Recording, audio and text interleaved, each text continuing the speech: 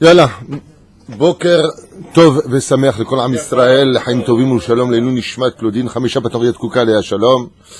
Et ce shiur sera aussi dédié pour l'élévation de Moshe ben Miriam Telouk, une grande bracha pour toute la famille Lalou, et un bon zivug agoun, une grande atzlacha pour Yosef Benyamin Aaron ben Miriam et Sarah Léa bat Miriam, Shakadosh Baruch Hu Bezrat Hashem, Yimalek Kol Mishul Tibam, Labodatot Barach Bakom Mikol Kol, Im zivug agoun.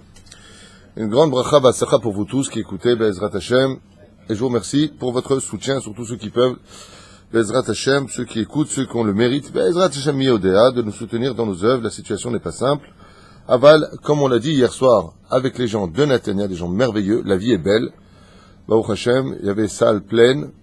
Je remercie beaucoup vraiment Florence pour le travail qu'elle fait à Natania. C'est impressionnant. Baruch Hashem, que Dieu la bénisse et la remplisse, elle et son mari, de tout ce qu'il lui faut pour encore plus réussir. On a besoin de gens comme elle dans le peuple d'Israël, vraiment, quelqu'un d'extraordinaire, que Dieu la bénisse. Et je remercie bien entendu la reine, ma femme. La vérité, elle m'accompagne partout où je vais, elle est gentille, tout d'aller. On est jeudi 15 du mois de juin, le Kaf Aleph du mois de Sivan. On s'approche dans le mois de Tammuz, un mois qui est merveilleux en même temps, une grande préparation à la Teshuvah, l'Chaim Tovim ou Shalom, mais bien entendu et surtout un grand Mazal Tov à Yosef, Yannick, Ben Avraham, qui n'est pas là mais qui a eu le mérite de se marier hier, Baruch Hashem, l'Chaim Tovim ou Shalom, on lui souhaite belle cérémonie, grâce à lui. Je devais le marier mais j'étais à Natania, donc voilà. Je lui dis de ne pas retarder son mariage, on ne repousse jamais une date de mariage, Bezrat Hashem, mais la reine c'est pas bon signe, c'est ça que ça veut dire. ולכן שיזכה לבית נאמן בישראל כדת משה בישראל. יאללה, רפואה שלמה pour tous les malades d'Israël, בכללם טליה בת אפרת מרים היקרה, שהקדוש ברוך הוא יוציאו אותה מן האפלה לאורה לחיים טובים ושלום, מורת אמי הקדושה, כל עם ישראל. On est dans la paracha de שלח לך אנשים ויתורו את הארץ, la décision de Moshe d'envoyer des méraglim en Eretz Israël pour y voir la situation. Mais cette paracha étant engagé pour plusieurs autres mitzvot qu'on va tout de suite faire ensemble, puisqu'on est dans, jeudi, c'est les 613 mitzvot. Donc on avance comme ça, avec des signes pour ne pas revenir dessus quand l'occasion se présentera. La première mitzvah qu'on rencontre dans la Torah Mideoraita, c'est la Afrashat Chala. C'est la première mitzvah qu'on rencontrera. Hormis le fait que la paracha soit très riche pour elle-même, avec les Meraglim, ceux qui critiquent Eretz Israël, ceux qui ne voient que le mal en Eretz Israël, ceux qui disent que Dieu ne peut rien faire pour nous aider en Eretz Israël, ceux qui n'ont pas compris encore que le Dieu qui donne la Parnassa en Galout, c'est le même Dieu qui donne la Parnassa en Israël, c'est ce qui est marqué dans la paracha, tout ça. Hein. Je vous ai donné la manne, quoi, vous croyez que c'est moi, je suis Dieu. Seulement la seule différence, c'est qu'en Israël, eh bien, si on a la Parnassa, on a tout, donc il faut bien qu'il y ait un petit hic. Petit hic. Ah ben on n'en est pas là. Il y en a qui me dit un petit hic. Ken. On dirait qu'en France, les gens ils roulent sur l'or. Enlève leur la sécurité sociale, enlève leur tout ça, on verra ce qu'il y a. Assister. Manas, Shemi Azor. Celui qui veut manger Shabbat, il doit d'abord travailler Shabbat. Celui qui veut voir les fruits en Eretz Israël de ses efforts, il doit accepter le combat et le challenge de l'humilité de vivre en Israël. Sachez-le. Mais c'est pas le sujet d'aujourd'hui. Mitzvah Chala. La frish Chala mina Issa velitna la Kohen. Quand tu préparais ton pain, tu devais séparer la Chala. Vous savez? Pour la donner à qui? Au Kohen. Ça veut dire que la Chala était ce que l'on appelle Kadosh. Elle était scindée, sanctifiée pour le Kohen. Mais Echad mechameshet minedagan b'shiur shel 43 betzim. Quelle est la mesure? Parce que vous savez que les mesures se faisaient au niveau des œufs. Comme tu dis, kazaït, après tu kabetza, comme une betza. C'est-à-dire, combien il faut, en réalité, de mesures, pas combien il faut d'œufs dedans, combien il faut de mesure d'œufs, même gimel, 43 betzim. Homesh, betza, chayav, bechala. C'est-à-dire, c'est le volume. Ouais. Shura nitna kav'u chazal, Ezrat Hashem, aujourd'hui, ça ferait, pour pas embrouiller les gens, 1,5 kg 1,566 exactement, pour pouvoir faire la Afrashat Chala. Moins que ça, on fait la Afrashat Chala, mais sans bénédiction. C'est là. Où est-ce que c'est marqué? Reshit arisotechem Chala tarimu teruma. Quand vous allez préparer la pâte, vous aurez le devoir de prélever la Chala. Même si le commandement nous est donné comme le inyan des tzitzit. C'est si tu as un vêtement à quatre coins, alors tu mettras des tzitzit. Si tu fais du pain, alors tu prélèveras la Chala. Les Chachamim nous disent que la mitzvah est tellement grande et importante de prélever la Chala, parce qu'elle continue le fonctionnement du monde, que même si min adin, tu as le droit d'acheter ton pain, il t'est demandé de t'occasionner la bracha de prélever la Chala. Donc va faire du pain.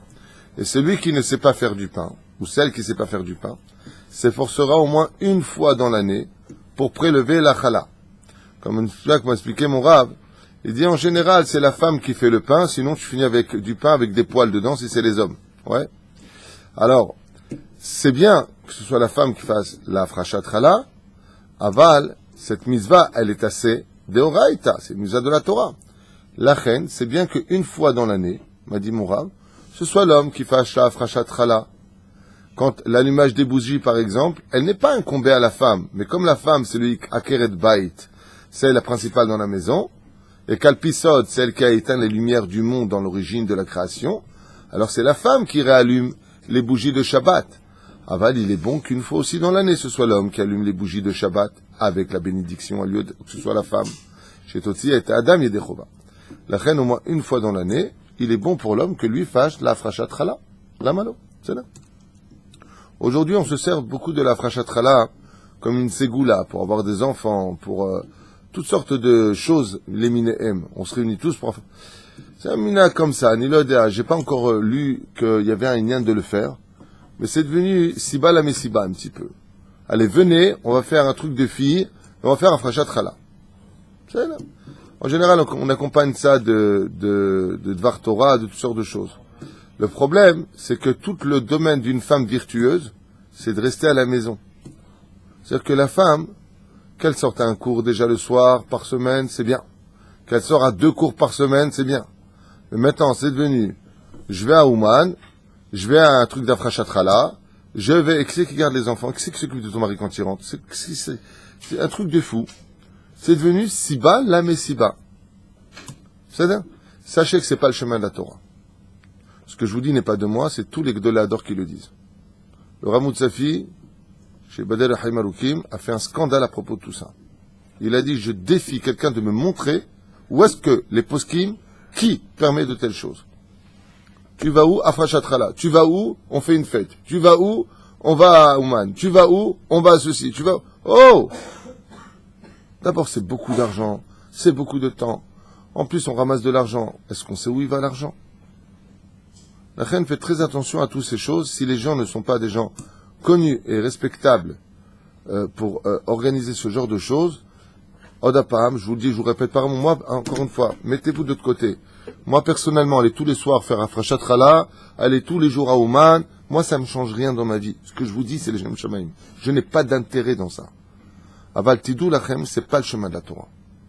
Jamais nos grands-mères, qui étaient beaucoup plus grandes que nous, elles ont fait des choses pareilles. Tu vas une fois tous les Afrashat Chala, parce qu'il y a une grande rabbinite. Je sais pas ce que le mot existe, le mot rabbinite, parce qu'aujourd'hui tout le monde est rabbinite. Aval Perouche et d'avoir rabbinite veut dire uniquement la femme d'arabe. C'est tout. Il n'y a pas plus que ça.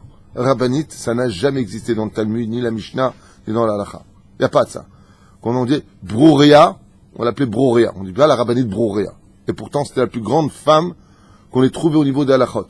C'est-à-dire, Sarah Imenu. On ne dit pas la rabbinite Sarah Imenu. Mais la reine aujourd'hui, Bishum Gvoda Talmidei Chachamim, on appelle ça la rabbinite. Kanievski, la rabbinite Intel. C'est Pérouche d'abord. Reine, je vous demande, faites attention à ces Harab. Quand vous avez des choses comme ça qui sont organisées, avec des Horat Keva et des choses comme ça, allez voir votre Rab, que lui se renseigne, si Béhémet, cet argent, il va vraiment pour une association. J'entends toute la journée à Frachatra. Qui c'est? Je connais même pas les noms. Oh, on se calme. On se calme. Où elle est la femme? Elle part à 8h30 en voiture, elle va récupérer des copines. Maintenant, le Satan, il a pas réussi à les emmener en boîte, il les emmène à Frachatra. Dans les maisons à tel. Et le jeudi, hot pas à Frachatra. Ouais, c'était génial, j'étais avec mes copines, on a bu un verre. Oh! Zélo derech Torah. Va coucher tes enfants.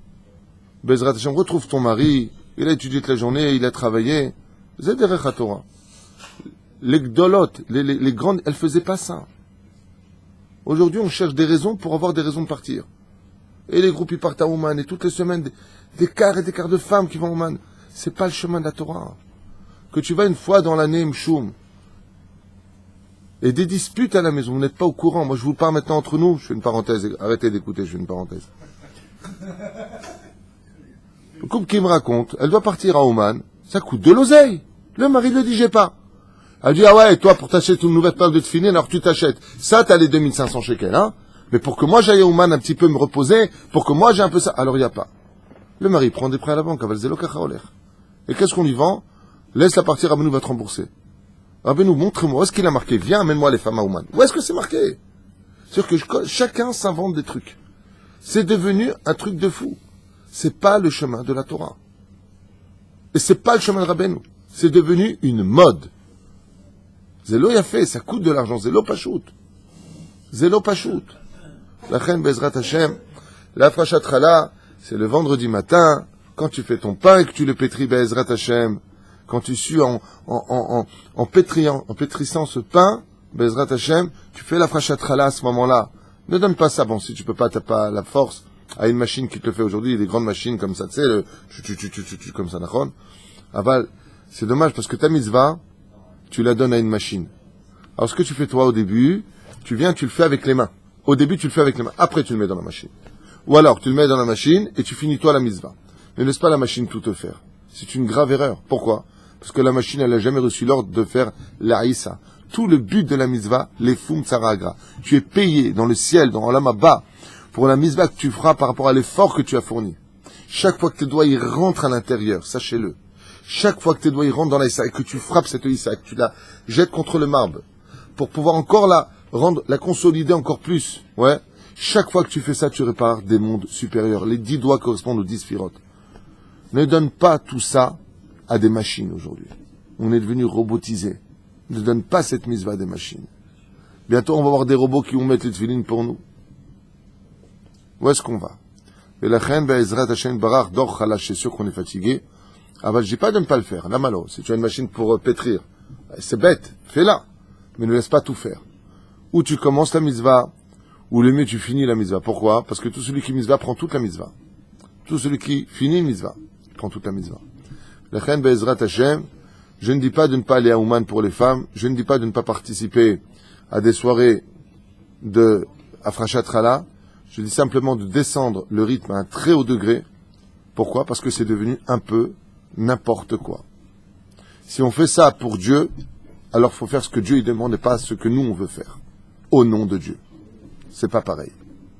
C'est ça? Enfin, moi c'est mon opinion, je vous l'ai dit, hein, chacun son rab, allez voir vos rabbanim, demandez-leur ce que eux ils en pensent. Moi je suis là pour celui qui veut m'écouter, celui qui pense que Rav Tutu dit pas des bêtises, eh ben c'est l'adresse. Je suis là. Celui qui pense que je dis des bêtises, il y a beaucoup de rabbanim, Aselech Harab, Tselek Minasafek, et Bezrat Hashem que Dieu vous aide tous. Ce qui compte c'est que vous ayez toujours le sourire. Reshit Aresotechem, donc c'est les filles chez Ikar Chaya Adam Mezonot. ורוב העולם חיים בעליכם, ורצה השם יתברך לזכותנו במצוות תמידית. Maintenant il dit pourquoi on fait une chose pareille? Pourquoi d'abord on fait Afrashat Chala? Al-Pi Kabbalah, le Tam n'est pas ramené ici. Les filles à Kabbal, selon le sod de la Torah, c'est parce que le monde a été créé selon le Inyan de Afrasha. Afrasha veut dire prendre l'un de l'autre. Comment? Quand Dieu il a créé le monde, il a fait la première Afrashat Chala, il a pris son idée et il l'a concrétisée par le He. Dieu, avant de créer le monde, il a bien pensé. Sauf Maaseh Mahashavat Echila. La première Afrashat Chala qui a été créée, c'est la pensée de créer l'âme d'Israël. Ce qu'on appelle Helek Elokam Ma'al. Dieu, qu'est-ce qu'il a fait? Il a pris du plus profond de sa pensée la création d'un fils. C'est la première Afrashat Chala. Donc qu'est-ce que donne la Afrashat Chala? La vie. Quand tu viens à la friche Chala, quand tu viens prélever le maaser, quand tu viens prélever ton pain, quand tu viens prélever ta PA, tu laisses pour les pauvres, tu viens prélever quelque chose pour Hachem, les bikurim, automatiquement tu te rajoutes de la vie et de la vie dans ce que tu possèdes. Ça veut dire que tu fais, par exemple, tu fais le maaser, automatiquement tu vas donner aux 90% qui sont dans tes mains la vie de te donner ce que toi tu auras besoin pour vivre. Parce que tu as fait Afrachat Maaser. C'est là. Zéperoucha d'abord. Hachem, comment il a créé la vie? Il a fait Afrachat de lui. Il a créé la Neshama juive. Ensuite, il a eu une deuxième pensée, créer le monde pour cet humain. C'est la deuxième Afrachat. Regardez comment ça se passe. Et le monde a été créé avec ses constellations. Ensuite, qu'est-ce qu'il a fait? D'où a été créée la terre? L'homme? De la terre. Il a pris Afrachat de la terre. Ouais. Et ensuite, comment il a créé la femme? Il a fait Afrachat de l'homme. Si vous regardez bien le système, les Chachamim nous disent que la Afrachat, c'est de là que se crée toute la vie. C'est, contrairement à ce qu'on pense qu'on a la vie, alors on fait la Afrachat. Non. Ce que tu as n'a pas de vie tant que tu n'as pas fait la Afrachat. C'est-à-dire tant que tu n'as pas retiré Afrachat Trouma, l'itrom la Kadosh Baruch Hu, tu n'as pas encore donné de vie à ce que tu as. Ce qui fait que si tu veux que cette nourriture te donne de la vie dans tes intestins, il va falloir d'abord donner une partie à Hachem. Parce que lui, il a créé le monde en te donnant sa partie à lui. Tout ce qu'il est, il te l'a donné. Il a fait de toi, comme on dit, Adam Olam Katan. Il a fait de toi un univers. Toi-même, tu es un monde.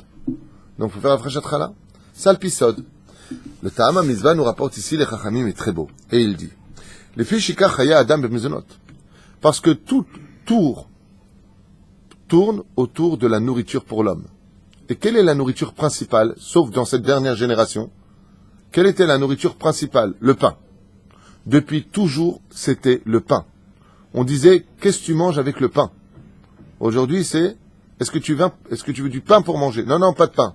Ça n'existait pas avant. Le plat, avant, c'était le pain. Et il dit, étant donné que tout tourne autour de ça, et la majeure partie des humains travaillent tous pour manger du pain, le Créateur du monde a voulu les accoter, nous. Il a voulu nous donner un mérite à nous. De quoi? Le mitzvah midit. Puisque c'est une mitzvah, tous les jours on mange du pain. Il a voulu le Créateur du monde. Aujourd'hui on a les boulangeries, on a ceci. Avant c'était pas comme ça. Avant, chaque jour, la femme, tous les matins, faisait du pain pour la journée. Pour qu'il soit frais. Tous les jours. Oh, tous les 2 jours. C'est là. Il disait, étant donné que, en tout cas, la Torah nous dit, étant donné que tous les matins, en général, les gens, les femmes, pétrissaient le pain, et que cette mitzvah était chère, qu'est-ce qu'il a fait Hachem? Qu'aider les akotanou, pour nous donner du mérite, et que cette mitzvah était constante chez nous, tous les jours, il fallait qu'il y ait du pain sur la table, eh bien, Hachem, il a dit, puisque tous les jours, votre vie tourne autour du pain, eh bien, je vais vous donner Afrachat Chala. Ki lo ala lechem levado yichya adam. Ce n'est pas sur le pain que l'homme y vit, mais alcool, motzi mipiv. C'est sur la bracha qu'il va faire dessus. Et c'est bracha, pas simplement motzi lechem min haaretz. La bracha de la Afrachat Chala qui est d'une importance capitale. Capitale. Des fois, des femmes ne veulent pas faire du pain. Bon, je ne veux pas faire plus d'1 kilo. Haval, t'occupe pas du pain. Fais. Il y a longtemps de cela, j'avais dit à une femme qui m'avait appelé en me disant, à partir de quand je fais Afrachat Chala? Je lui ai dit, à partir de 1 kilo, 566. Elle m'a dit, non, moi c'est trop pour moi, je vais faire juste 1 kilo. Je lui ai dit, c'est dommage, parce que tu rates la bracha. Elle m'a dit, d'accord, qu'est-ce que je fais du pain? Je lui ai dit, si tu le fais les Shem Shamaim, tu auras de quoi faire du pain. Motzei Shabbat. Non, écoute la suite. J'étais à Jérusalem à l'époque. Motzei Shabbat, cette femme m'appelle. Et elle me dit, c'est incroyable, vous êtes Navi. Je lui dis, non, je suis navé. Vous n'allez pas me croire. Mes voisins me disent qu'ils ont oublié d'acheter du pain parce que j'avais pas du pain en plus. Je lui ai dit, ça, le miracle, c'est vous qui l'avez créé, madame. Comme vous avez fait du pain pour arriver à la mesure, pour faire la Afrachat Chala, Hachem, il va te montrer que ton pain et ta bracha n'étaient pas vains. Grâce à vous, le pain qu'elle a fait en plus est monté sur la table et les chalot qu'elle a eu en plus, ils sont montés sur la table d'un voisin qui n'avait pas acheté le pain, il était rentré tard, il n'a pas eu le temps d'acheter le pain. C'est comme une fois, il y avait un curé qui regardait un rabbin qui était en train de manger dans une auberge. Alors le curé, il a dit, je te remercie Seigneur, avant de manger son pain. Et l'autre, il est parti faire Netilat Yadayim, le rabbin, il a dit à Motzi Rahmin Haaretz. Le curé, il a regardé comme ça, donc Camille, il lui a dit, ah ben vous voyez, monsieur le rabbin, en fin de compte, on n'est pas tellement différents. Alors le rabbin, il lui a dit, si, on est quand même différents. Alors il lui a dit, en quoi? Il lui a dit, vous avez faim? Alors il lui a dit, ah oui. Il lui a dit, moi j'ai pas faim. Alors il lui a dit, alors pourquoi vous mangez? Il lui a dit, c'est là qu'est toute la différence. Nous, on fait le motzi lechem pour avoir le mérite de faire le birkat Amazon. Il y a encore 4 bénédictions à prendre derrière. Et vous, quand vous mangez, vous remerciez Dieu. Oui, c'est vrai, comme nous. Mais c'est parce que vous avez faim. Et dis-nous des fois, et combien de fois c'est vrai, je suis au restaurant avec des amis, vous faites le motzi lechem, non, j'ai pas envie de manger de pain. Non, tu sais quoi, je vais quand même faire pour birkat Amazon. Je fais pas pour moi. Je vais manger du pain à la quantité. Combien de fois ça m'est arrivé? C'est bon, j'ai mangé assez de pain là pour birkat Amazon, rafle tout, c'est bon là? C'est bon? Mange encore. Et maintenant je rigole, moi j'adore ça. Bon, mange encore un peu, mange. Ah bon, vous êtes sûr? Ça fait déjà 1 kilo. Ah, mange. Ah. Nous, on mange pour le brachot. On mange pas parce qu'on a envie de manger. On mange pour les bénédictions. Surtout quand c'est la glace à l'avenir avec la chantilly. Pour être sûr de boire et fachot, prendre bien, tu vois. Bon, ça c'était une blague pour moi. C'est Pirouche d'abord. Et il dit, c'est une mitzvah qui se répète tous les jours. Donc Hachem, qu'est-ce qu'il a dit? Étant donné que votre vie est basée sur le pain, alors je vais vous donner une mitzvah. Dieu n'a pas besoin que tu lui fasses afrachat chada. Et regardez ce qu'il dit ici. Par le biais de cette mitzvah-là, le pain que tu vas mettre dans ta bouche, il va te rendre pur. Nezaker et nafshenu. Ça vient rendre pur ton âme parce que tu as fait afrachat chada. Et regardez le chidouche.